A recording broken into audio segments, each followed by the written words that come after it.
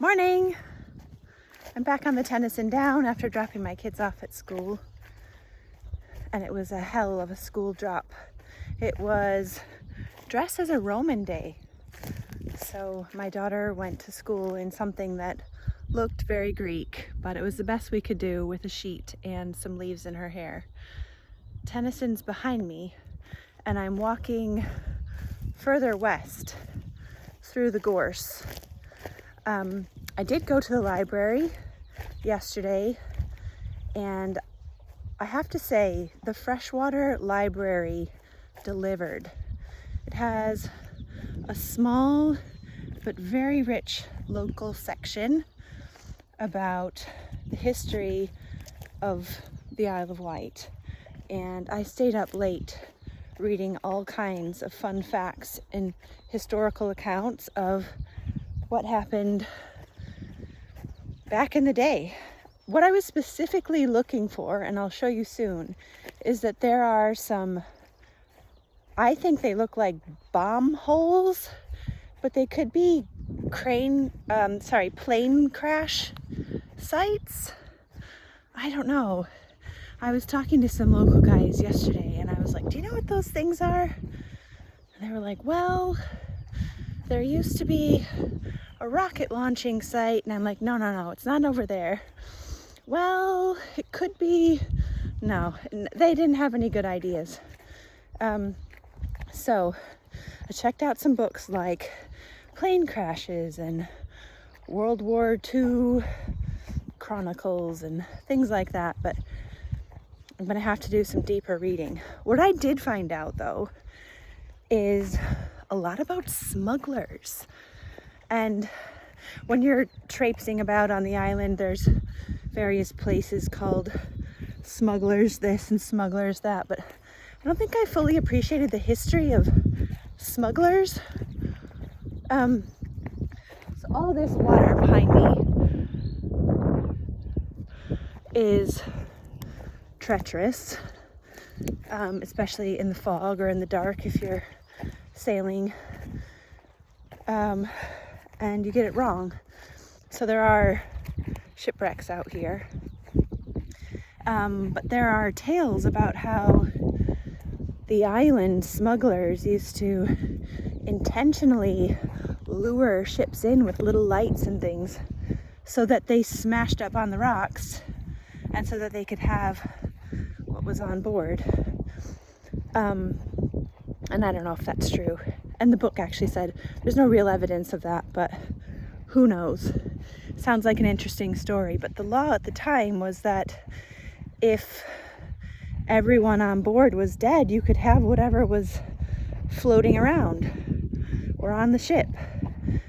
So some people speculate that people were murdered so that they were definitely dead and the smugglers could definitely take what was on board. So you know that pub that I showed you at the beginning, that's called the Highdown. That site used to be a place where all the smugglers' stuff would end up, and so they would collect stuff from the cliffs here. They would put ropes down to lure the goods up. Also down by the Needles, there's a bay called Alum Bay on the opposite side of the point, and these were two good places for smugglers to hang out. And yeah, there's a house I walked by, I'll show you that as well, called Middleton Cottage. There's quite a prolific smuggling family there. The wife says she never knew anything about it, but the tale goes that her husband and her, I think, brother-in-law used to go out on late night errands. She never really knew where they were going. So the smugglers' network was quite organized. They would have like 40 men in on it. They needed lots of big muscle to carry up big barrels, sometimes of booze and other goods. There's a really cool photograph of a whole bunch of cotton just piled up at Scratchell's Bay, which had floated in.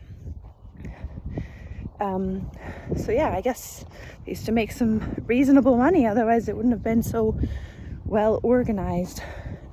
The other terrifying thing that I read about was that one of the jobs people used to do in the mid to late 1800s was collect samphire, which is kind of like a seaweed. You can find it in like harbors and things around here, but it looks more like a succulent, and it tastes salty, maybe slightly lemony, and even now you can find it in restaurants served with fish dishes. But samphire used to, or maybe still does, I don't know, grow on these white cliffs.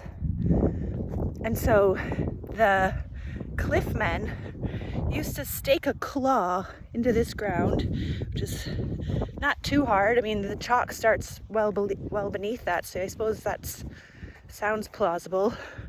Jam a claw into the ground, put a rope on it, harness yourself into a rope swing kind of chair thing, and then lure yourself down these cliffs to collect samphire and eggs from birds. And these goods would go up to London and sell in the markets. And they would get some unreasonable sum for their trouble of, peanuts. It was written in shillings. I don't quite know how that translates to now, but it wasn't anything. Yeah, how crazy is that?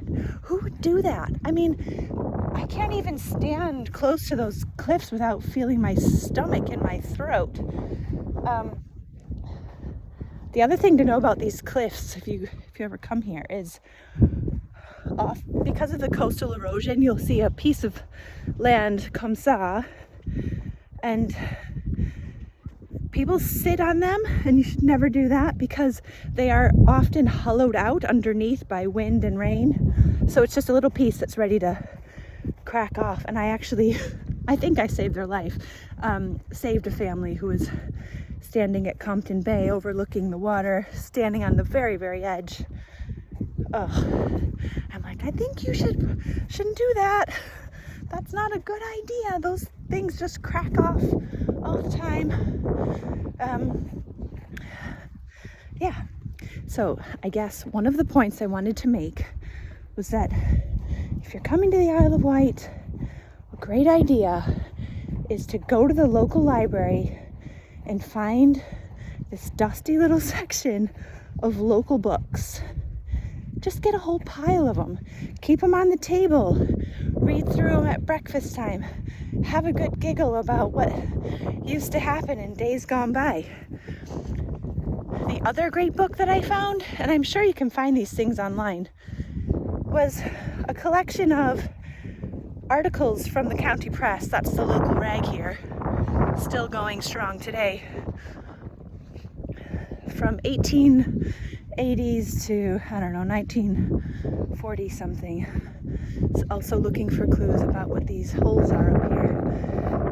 There are some real hoots in there. We just had such a giggle reading them out loud to each other. There was a rat problem in Newport, which is the market town right in the middle of the island. And the council were debating whether they should pay people. Well, they were saying they should pay people to catch rats, and that they would pay per head for all the rats collected. And then someone stood up in the council meeting and said, well, how do you know if the rat's from Newport? And then there wasn't really an answer. And someone else said, well, my dog has caught 300 rats in 1 year. Can my dog get paid? So you can imagine these hilarious stories. People chatting in the pub about, and then he said, and then I said. It would just be such a giggle. Anyway, there's also some sad stories about workhouses. I want to look up more information about that. A really sad tale of a woman who lost her mind and was punished for it. And of course, this is all well before anyone knew anything about mental health. But an inspector went to see how this woman was doing, and she had, I think, 6 kids.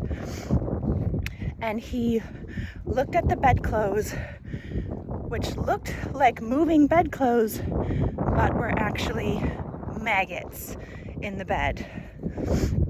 I'm a public health person.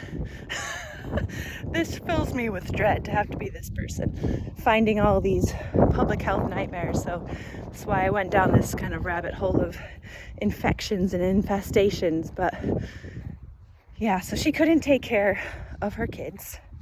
The kids were so filthy that they were excluded from school. Mad. Her husband was a prisoner of war in Germany. So how she was even earning money, no idea. And the inspector, of course, reported her and her filthy children. And the mother was sent to a workhouse, and sentenced to hard labor.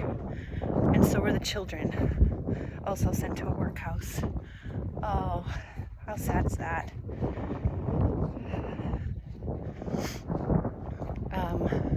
Don't want to end on a sad note, but definitely go to the library. The Freshwater Library is a little unassuming building, quite cute. If you have kids, there's a little kids section, leave them in there, and just sneak around the corner to the local book section. I'll find some more bomb holes to show you. I'm going to call them that until I know what they are, and then I'll give you the background story once I find it. Ciao for now! Here's a quick preview of what I'm talking about. See this ridge? Meow! As my son would say.